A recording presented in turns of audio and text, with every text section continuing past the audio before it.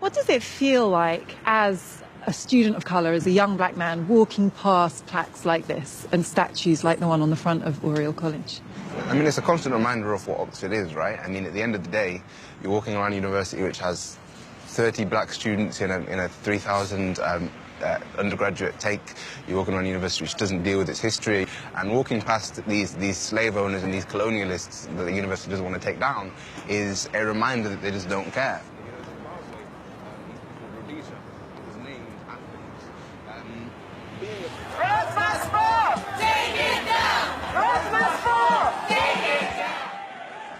Walking past a statue of someone who said, "I prefer land to niggers," I think is oppressive.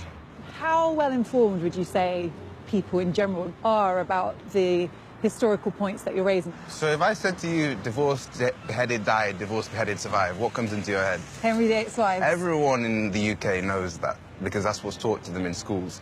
If I said to you, De Beers Mining Company, dead South Africans, the rest of it, what?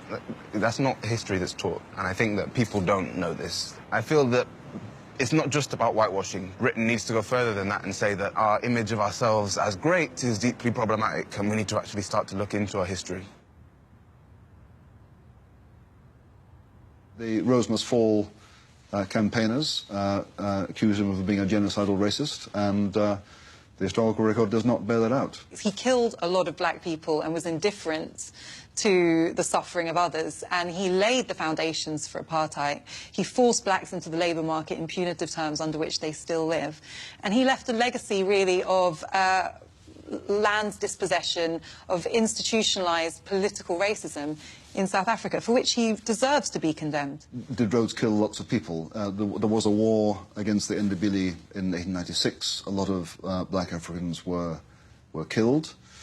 It was a war. But that doesn't make it genocidal. So if not genocidal racist, do you accept that Rhodes was racist? He certainly had a sense of racial superiority. I mean, there's no doubt that in the 1890s he regarded British civilization as superior to Bantu.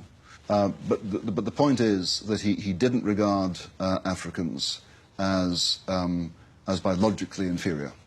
I don't think it is necessarily wrong or contemptuous for people of one culture to regard people of another culture, or at least to regard another culture as, in important ways, inferior. The reason why the British tended to regard themselves as superior when they went out to various parts of Africa and India was because it seemed to them self-evident that their ways, their technology and their science and their whatever was better. And sometimes they were wrong, and sometimes they were right. So are you using a definition of racism that says you can believe in your own cultural superiority over black people and not be racist? You can believe in your own cultural superiority in certain respects over another culture at a certain point in time and not be racist. Was Rhodes a racist, yes or no? No. That's some definition of racism you've got there. Okay.